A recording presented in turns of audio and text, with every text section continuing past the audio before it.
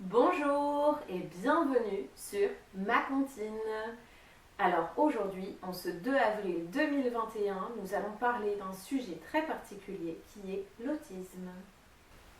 Mais que se passe-t-il le 2 avril? Depuis 2007, le 2 avril, c'est la journée mondiale de sensibilisation à l'autisme. Cela signifie que dans le monde entier, des actions sont menées pour expliquer et faire connaître auprès du grand public l'autisme. L'un des symboles de l'autisme et de cette journée toute particulière, c'est la couleur bleue.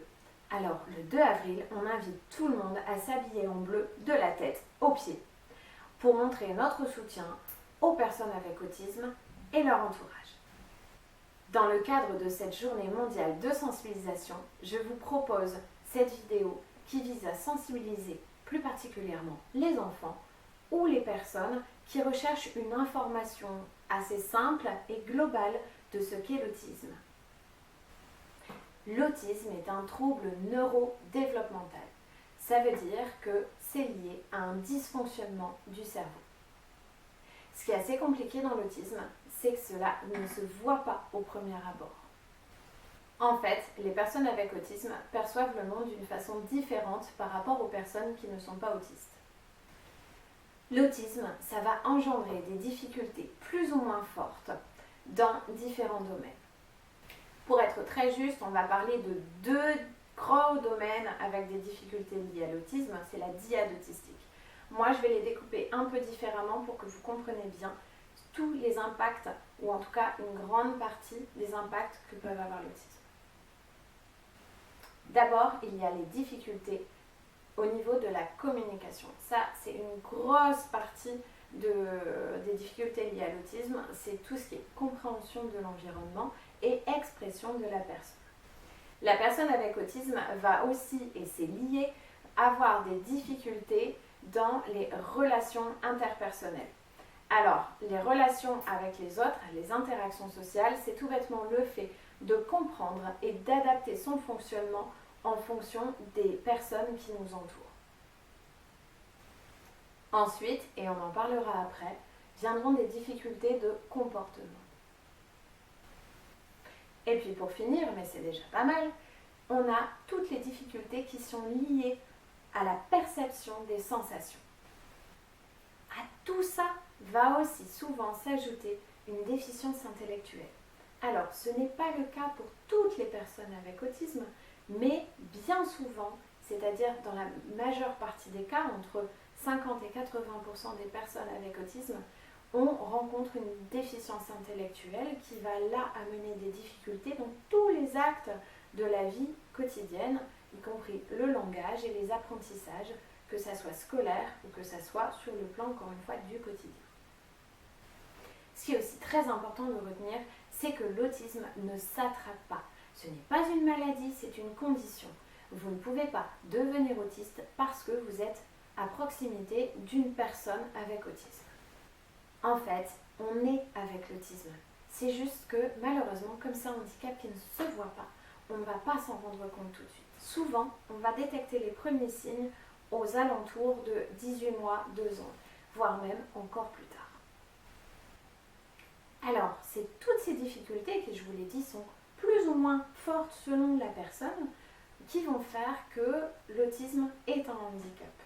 Puisque, rappelons-le, le handicap, c'est le fait d'avoir des difficultés qui nous empêchent d'évoluer au même rythme qu'une personne sans handicap. Le propre du handicap, c'est que le handicap va rester présent toute la vie de la personne. Et la bonne nouvelle, c'est qu'il va pouvoir être compensé. Je vous explique. Si je vois mal, c'est la situation qui m'handicape. Puisque, avec ma déficience visuelle, même si elle est toute petite, je vais moins bien voir les détails, je vais peut-être moins bien lire ou avoir des difficultés à conduire ou peut-être même marcher dans la rue en toute sécurité. C'est donc la situation qui est handicapante.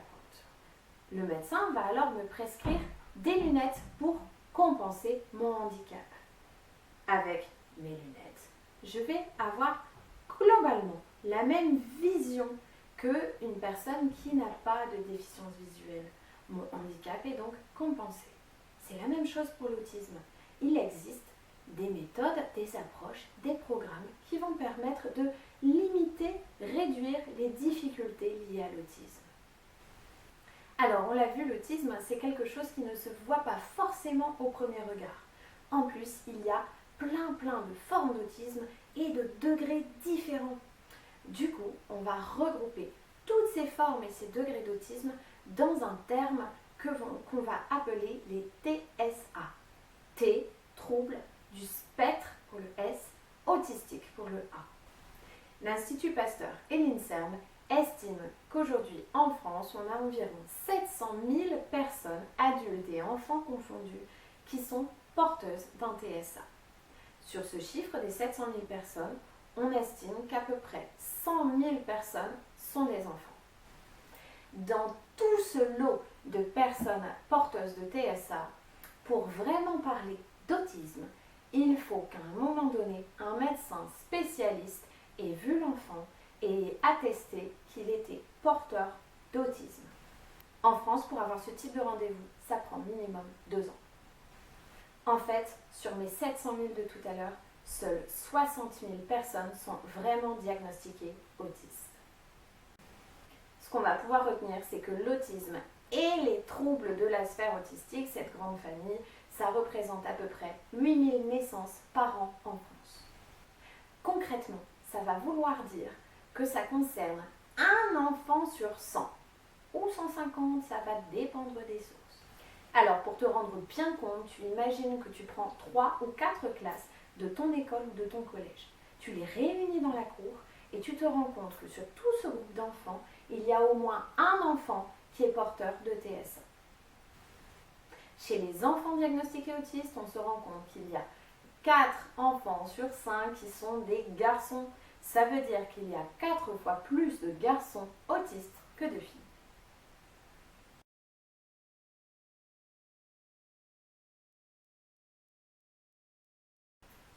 Alors, je vous l'ai dit tout à l'heure, l'autisme, ça va engendrer des difficultés dans plusieurs domaines. Encore une fois, les difficultés, elles peuvent être légères ou grandes selon la personne et selon les domaines. Les domaines, c'est donc la communication, les relations avec les autres, le comportement et aussi toute la façon de percevoir les sensations. La communication, ça va être tout ce que notre corps dégage quand on veut exprimer quelque chose. Donc ça va être le fait de parler, le fait de faire des gestes comme ça, le fait d'avoir les mimiques au niveau du visage pour exprimer une émotion, pour défendre une idée, pour communiquer avec l'autre. Ça va être aussi le fait de regarder dans notre culture, on regarde dans les yeux une personne, le fait de regarder quelque chose, un objet ou en tout cas s'intéresser à une situation avec l'autre au même moment. Ça va être aussi le fait de savoir imiter les comportements des uns des autres. Ça, c'est très utile quand on veut apprendre à jouer au même jeu ou même quand on veut apprendre les comportements. C'est assez inné chez l'enfant ordinaire. Donc, tout ça, c'est des difficultés chez la personne autiste. Et ça va être aussi des comportements d'intégration sociale comme le fait de taquiner quelqu'un, d'avoir des blagues, de faire des jeux de mots, d'avoir des loisirs communs, de pouvoir en discuter. Voilà, tout ça, c'est une partie de la communication. L'autre grosse partie de la communication, ça va être au contraire tout ce que l'on va recevoir de l'autre et de l'environnement dans lequel on est. Donc ça va être tout ce qui est consigne, mais aussi tout ce qui est signaux auxquels nous, on ne va même pas réfléchir, mais qui vont nous indiquer que la personne va quelque part et qu'il faut la suivre, qu'on va changer d'activité, qu'il faut ranger, qu'on va passer à telle ou telle activité, que ça va nous plaire ou pas nous plaire. Ça va être aussi tout ce qui est émotion. Le fait de savoir que, tiens, une personne est fâchée, on ne va pas aller l'embêter à ce moment-ci. Ou telle personne est triste, telle personne est très contente. Tout cet aspect-là, c'est de la communication. Par exemple, une personne avec autisme va avoir des réelles difficultés pour identifier l'émotion de la personne qui est en face. Si elle est contente, si elle est triste, si elle a peur. Et donc, ça va rendre difficile le fait d'adapter le comportement et d'être en adéquation avec elle. Les personnes avec autisme vont aussi avoir du mal à comprendre que la personne en face d'elle a des pensées et des émotions différentes des siennes. Les personnes avec autisme vont avoir du mal à comprendre aussi tout ce qui est second degré et ironie. Alors vous savez, l'ironie, c'est cette forme d'humour qui fait qu'on va avoir tendance à dire quelque chose pour faire comprendre l'inverse de ce qu'on pense. Ouais, en même temps, c'est un peu tordu. Ça veut dire aussi que les personnes avec autisme vont être en difficulté pour décoder certaines expressions de la langue française. Comme par exemple, avoir la main verte. Avoir la main verte, ça veut dire être doué pour faire du jardinage. Ou alors, avoir le cœur sur la main. Avoir le cœur sur la main, être généreux. Mais eux, ils ne vont pas comprendre ça comme ça. Ils vont prendre l'expression au sens littéral, c'est-à-dire au premier degré. La main verte, le cœur sur la main. Les personnes avec autisme vont aussi bien souvent manquer de filtre. Ça veut dire qu'elles disent ce qu'elles pensent et en plus elles pensent ce qu'elles disent. Avec une personne autiste, c'est cash. Ça va donner des situations un peu gênantes, voire même très gênantes, comme par exemple dire à son institutrice que son parfum sent mauvais.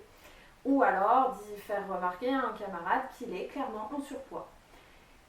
C'est pas du tout adapté, c'est pas du tout correct, mais la personne ne va même pas se rendre compte qu'elle a vexé l'autre. En gros, quand tu es autiste, ça veut dire que tu passes ton temps à essayer de décoder les informations, les comportements, les émotions, les intentions des autres pour pouvoir t'adapter et garder tes copains, pas paraître un peu trop bizarre, pas te faire punir parce que tu as dit telle ou telle chose qui n'était pas correcte. Mais c'est super fatigant tout ça. Un autre domaine dans lequel les personnes avec autisme vont avoir de grosses difficultés, c'est le comportement. Quand on est bébé et que l'on commence à grandir, on apprend les comportements par imitation. Par exemple, on va apprendre à manger en imitant papa ou maman. On va apprendre à jouer en imitant les autres enfants. En fait, tous les comportements humains s'apprennent par imitation. Et comme l'imitation, c'est aussi une des difficultés des personnes avec autisme, ça va donner des difficultés de comportement. En plus, les personnes avec autisme vont avoir des difficultés à se plier à certains codes sociaux, comme dire bonjour, dire merci, dire au revoir. En fait, c'est de l'ordre de la politesse. Et pour eux, la politesse, ça n'amène rien, puisque c'est faire un effort de langage, un effort de communication envers l'autre, pour finalement ne rien avoir en retour que du langage et de la communication. Un merci, un de rien, un au revoir de leur part. Donc en fait, c'est faire un effort pour rien. Alors, je n'ai pas dit que les personnes avec autisme n'étaient pas polies ou ne devaient pas l'être, mais ce sont des comportements qui vont nécessiter un apprentissage puisqu'on est toujours dans le système de l'imitation. Les personnes avec autisme vont aussi souvent avoir tendance à avoir des intérêts restreints, c'est-à-dire que pour un ou deux domaines en particulier, ils vont être très fans de ce domaine. Par exemple, une matière comme les mathématiques, l'informatique, ou tout ce qui va appartenir au domaine du numérique. Ça peut être aussi tout ce qui est jeux vidéo, ou alors jeux de cartes, ou alors ne serait-ce qu'un objet, ou une forme d'objet, les balles, les choses un peu filaires, tout ce qui tourne. Les roues des voitures, voilà. Ça va être des choses vraiment qui varient en fonction de la personne, encore une fois, mais qui vont avoir tendance à canaliser la personne, à la rassurer, mais aussi parfois à l'isoler, puisque la personne va avoir du mal à se détacher de ce domaine, de cet intérêt particulier, et aussi souvent du mal à arrêter d'en parler, puisqu'elles vont avoir envie d'échanger tout le temps sur ce sujet qu'elles connaissent vraiment par cœur et qu'elles ont encore envie d'approfondir, mais en vérité elles ne vont pas se rendre compte qu'en face la personne va peut-être être ennuyée de toujours écouter la même chose et parfois même un peu saoulée, et donc ça va aussi avoir tendance à isoler la personne autiste. Les personnes avec autisme vont aussi avoir des stéréotypies. Les stéréotypies, c'est tous des comportements répétitifs qui vont en fait rassurer la personne. Comme par exemple répéter certains mots, certaines phrases, chanter certaines chansons, ou encore bouger les mains d'une certaine manière, le corps, ranger des choses toujours à la même place. Ça va vraiment rassurer la personne, lui permettre de se concentrer aussi par moment. En fait, des stéréotypes, on en a tous. C'est juste que chez les personnes avec autisme, c'est encore une fois beaucoup plus fort. Les personnes avec autisme vont aussi être particulièrement touchées, affectées, voire même très perturbées, angoissées par tout ce qui est changement. Alors ça peut être les changements, un petit changement dans une pièce, un poster qui a changé de place, ou changement d'organisation de la journée. Par exemple, on avait prévu une activité telle que la piscine, et puis la piscine est fermée, donc on ne peut pas y aller. C'est compliqué pour elle de gérer ça. Et les personnes avec autisme vont aussi avoir ce qu'on appelle des particularités sensorielles. En fait, vous connaissez les 5 sens. On a la vue, le toucher, l'odorat, le goût et l'ouïe. Moi, je vais vous en rajouter 2. On a d'abord tout ce qui se passe dans le corps au niveau des sensations, au niveau des os, des articulations, des muscles, tout ce qu'on ressent dans notre corps. Ça s'appelle le proprioceptif. Et puis, il y a aussi tout ce qu'on sent comme sensation quand on bouge notre corps. Par exemple, quand on fait de la balançoire, quand on est dans un ascenseur, quand on est dans un trampoline. Tout ça, ça va s'appeler le vestibulaire. Alors, chez les personnes autistes, toutes ces sensations, tous ces sens vont être perçus différemment par rapport à une autre personne. Donc ça va être par exemple soit beaucoup plus fort, soit beaucoup moins fort, selon les sens, selon aussi les personnes, et puis j'ai envie de dire selon l'environnement, le moment de la journée, ce qui s'est passé au matin, ce qui s'est passé la veille. Donc tout ça, ça va être assez compliqué à comprendre. On a par exemple des personnes qui vont être très sensibles au bruit, très sensibles à la lumière, et puis pas du tout aux odeurs. Et puis inversement, d'autres qui vont être très sensibles aux odeurs et beaucoup moins à la lumière. Et c'est même encore plus compliqué parce que d'un moment à l'autre de la journée, tout ça, ça peut changer, ça peut basculer. Ouais, c'est quand même vachement compliqué l'autisme. Alors toutes ces difficultés au niveau des sensations, ça peut rendre la vie d'une personne avec autisme très compliquée. Ça peut rendre tout ce qui est collectif vraiment source d'angoisse. Comme par exemple à la cantine quand il y a beaucoup de bruit ou dans la classe, dans la récréation quand il y a beaucoup de mouvement. Ça va être aussi des difficultés qui peuvent être de l'ordre de l'alimentation. Donc ne pas vouloir du tout manger certains aliments parce que ils ont une texture particulière ou parce que y a une couleur particulière. Par exemple, des enfants qui, bon les légumes c'est un classique, mais qui vont pas du tout manger de morceaux ou pas du tout manger de purée parce que c'est dans la bouche, c'est insupportable pour eux.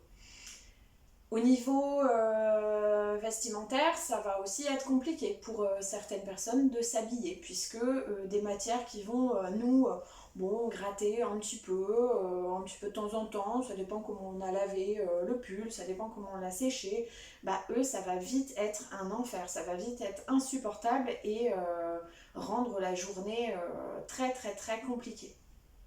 Voilà, et encore une fois, les personnes avec autisme qui ont du mal déjà à comprendre leurs émotions, ce qu'elles ressentent, et en plus à aller les exprimer, vont vite être angoissées, vraiment très affectées par tout ce méli-mélo de sensations, et vont souvent avoir des troubles du comportement.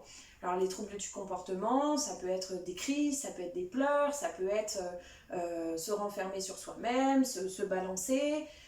Ça peut être aussi taper quelqu'un, se taper soi ou lancer des objets. Enfin, voilà, c'est des choses qui montrent que la personne va mal. Alors là, globalement, je vous ai parlé d'une certaine catégorie de personnes avec autisme, c'est-à-dire celles qui n'ont pas de déficience intellectuelle associée. C'est-à-dire qu'au niveau des apprentissages, que ce soit les apprentissages dans la vie de tous les jours, manger, se laver, s'habiller, etc., ça se passe globalement bien, même si parfois il faut aménager des choses, c'est relativement dans la norme. Pareil pour tout ce qui est des apprentissages scolaires.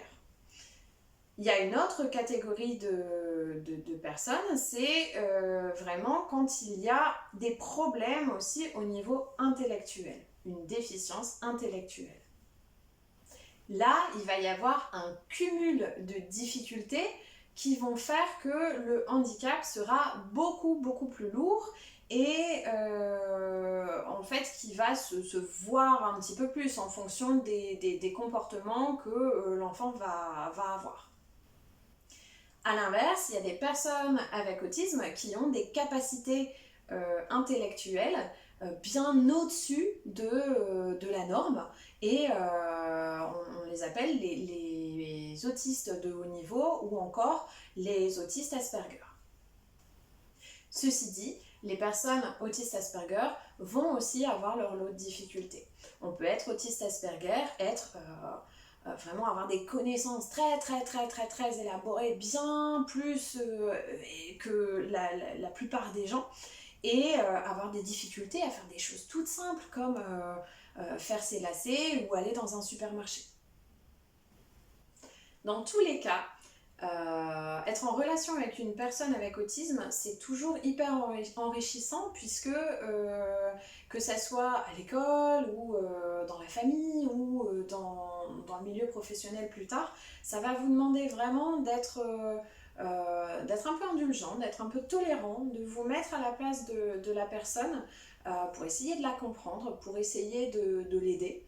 Et ouais, ça va vous demander de vous adapter vis-à-vis d'une personne qui en fait continuellement, elle est obligée de s'adapter à vous. Et puis ça va vous demander d'être un peu tolérant vis-à-vis de certains comportements que vous pouvez trouver un petit peu bizarres ou agaçants. Ou carrément mal polis, ou même des fois, et là c'est un peu plus compliqué, des comportements violents. Puisque quand on est là où il ne faut pas, au moment où il ne faut pas, on peut aussi se prendre des insultes et parfois même des coups. Parce que ce trop-plein d'émotions, de sensations a été tellement mal vécu que la personne a débordé et finalement a explosé. Ce qui est important de retenir, c'est que l'autisme ne doit pas excuser ces comportements de violence. Elle peut les expliquer et de par la connaissance qu'on a de la personne avec autisme, on peut travailler à ce que ces comportements ne se reproduisent plus et aider la personne aussi à mieux vivre en collectivité. Du coup, la meilleure façon de se comporter quand on est face à une personne avec autisme, c'est d'essayer de la comprendre, d'essayer de comprendre comment elle perçoit le monde pour que chacun puisse profiter pleinement de cette relation et de cette rencontre. Et puis la chose hyper importante à retenir par rapport à cette vidéo de sensibilisation, c'est que j'ai essayé de vous présenter l'autisme de façon globale et généraliser un peu tout ça, mais que on ne va pas forcément retrouver toutes les personnes dans ce que je vous ai dit, puisque on considère qu'il y a autant d'autisme que d'autistes. En tout cas, j'espère que cette vidéo de sensibilisation vous a plu, vous a apporté des choses. J'espère que si vous êtes instituteur, vous pourrez utiliser ce support pour diffuser l'information en cette journée de sensibilisation à l'autisme ou à d'autres moments à vos élèves, que ce soit en primaire, au collège. La vidéo est faite de façon à ce que, en fait, d'une façon progressive, donc on peut utiliser pour des enfants de CP-CE1 la toute première partie de vidéo, et puis pour des collégiens l'intégralité, ou même pour des professionnels. Et puis peut-être qu'en tant que parent, vous pourrez aussi utiliser cette vidéo de sensibilisation pour passer l'information à vos proches qui ont besoin en fait de ces éléments, ou même à des professionnels qui ont besoin d'une information globale. Encore une fois, si vous voulez compléter, puisque l'autisme, on pourrait en parler pendant des heures, je pense que là il y a déjà bien assez d'informations, mais si vous voulez compléter tout ça, vous pouvez mettre en descriptif de la vidéo des liens, des articles, en vérifiant bien sûr que les liens que vous mettez sont pertinents, sont fiables, de sources sûres, puisque, rappelons-le, il y a aussi beaucoup de débats autour de l'autisme, autour des causes, autour des approches, pédagogiques, etc. Voilà, en tout cas, je vous souhaite un bon 2 avril. Et puis, n'oubliez pas la tenue bleue de la tête aux pieds. À bientôt sur ma comptine.